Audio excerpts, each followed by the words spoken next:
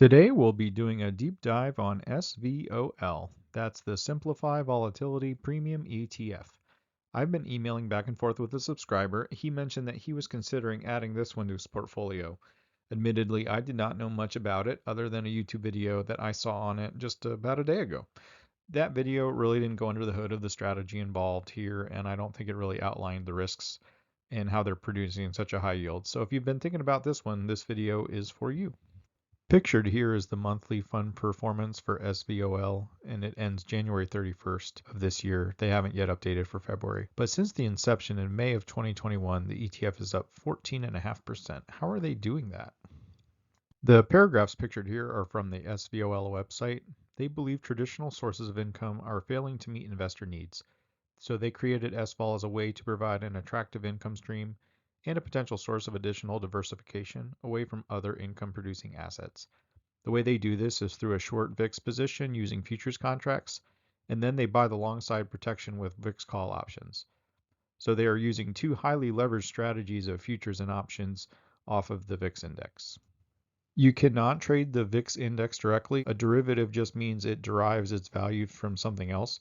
There's no inherent value in the VIX index itself. And so what is the VIX and how should you think of it? The VIX indicates the degree or level of uncertainty in the equity markets. It's often referred to as the fear gauge. The way it's calculated is it specifically measures 30 days of expected volatility of the S&P 500 by using CBOE, that's Chicago Board of Options Exchange, listed options as inputs. So they look at SPX options, meaning puts and calls, and the ratio of those to determine how much fear there is 30 days out in the market.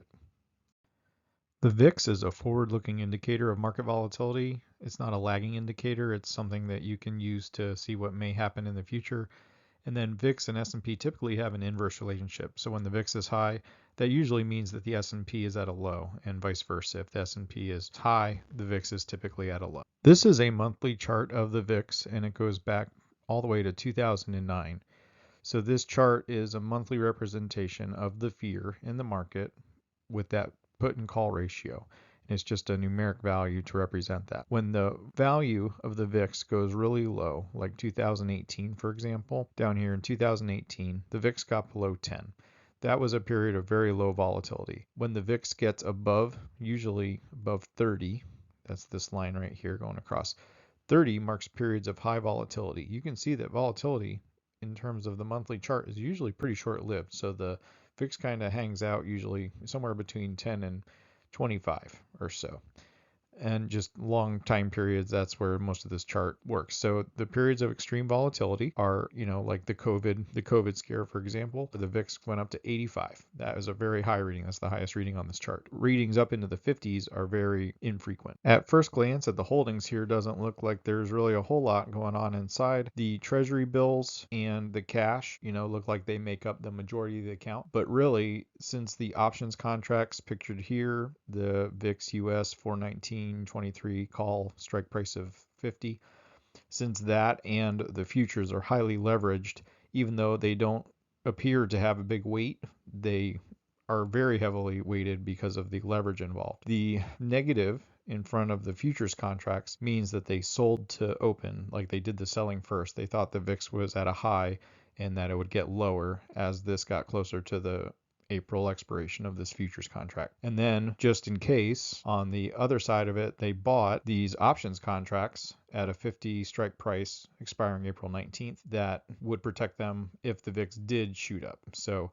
the VIX right now today is around 20, and if it were to spike, these call options would protect them since they're betting against the VIX going up with these futures by selling them short. I know that's confusing. I'll show you a bit more. I was curious when I looked in the holdings about the treasuries and cash that they had in there, and so I went to the summary prospectus. It does say the fund will hold cash-like instruments, high-quality short-term fixed income securities, collectively collateral inside there. So collateral is usually when you're borrowing which is an interesting word to use. Reverse repurchase agreements are primarily used by the fund as an indirect means of borrowing. So rather than invest additional money, they're doing this as an indirect means of borrowing, which they do list as an additional risk in the prospectus. Here is a side-by-side comparison of the index futures versus the index options, so you can just kind of see the difference between them. The main difference is the multiplier. So for every futures contract, you actually multiply by 1,000. So one contract times 1,000. For options, it's one contract times 100. Shows how the VIX index moves in general. This is the same for both of them. It's an inverse relationship to the S&P 500, and it's mean reverting. It means it's a forward-looking indicator. It tends to be mean reverting. It doesn't stay overextended for a long time period. Over time, it will generally return back to its historical average. Here's a visual representation of that. The green line is the S&P 500 index, and the blue line are spikes in the VIX. You can see that when the S&P 500 has gone down, the VIX rises, but it doesn't rise the entire time that the S&P 500 is in a downtrend. There tend to be key moments of fear. This is the CBOE Volatility Index option chain. It's expiring April 19th of 2023. On the left side are calls, on the right side are puts. So since the SVOL ETF is long, the calls were on the left side here under calls. The strike price that they bought those at was 50. And they bought 18,130 contracts. So 18,130, and they paid somewhere, I don't know exactly when they bought them, but let's just say today they wanted to try and exit that. They could multiply by 0.25 and then times 100, $453,250. So that's how much those contracts are worth currently.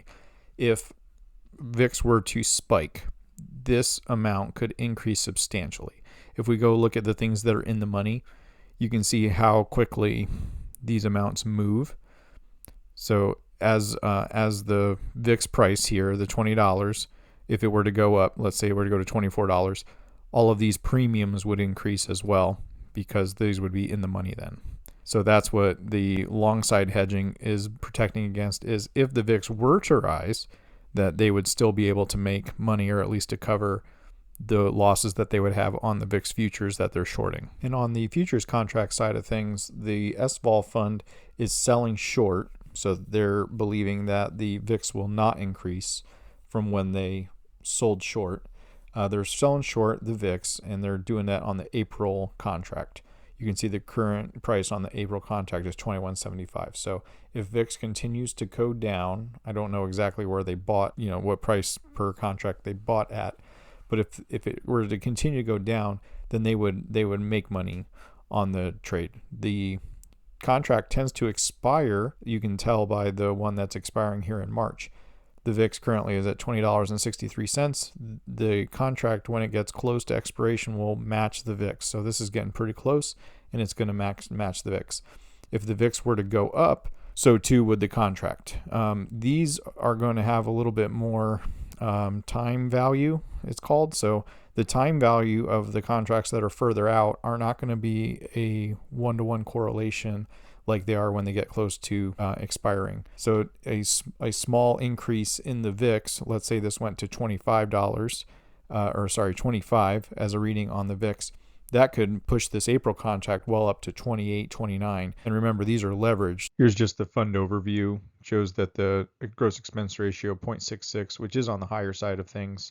The distribution yield as of the end of January was close to 17%. They're just doing that based on the premiums that they're generating from the options. Pictured here are the recent distributions going back to October. It pays at the very end of the month, last day of the month, each month. The distribution amount has held pretty steady, right around 32 cents. The distribution is coming from the premiums that they're receiving by selling those futures contracts and any money that they make on the upside of the VIX options. In terms of taxes, this is all ordinary income. There is no special, these are not considered qualified dividends. So if you're holding them in a taxable account, this tax drag can really add up quickly. If you're going to hold this, it makes sense probably to hold it in a tax advantaged account. SVOL is pretty new, but I thought I'd see how, since its inception in 2021, how it's compared to JEPI and QYLD. For $100,000 starting balance, we got SVOL Portfolio 1, QYLD Portfolio 2, JEPI Portfolio 3.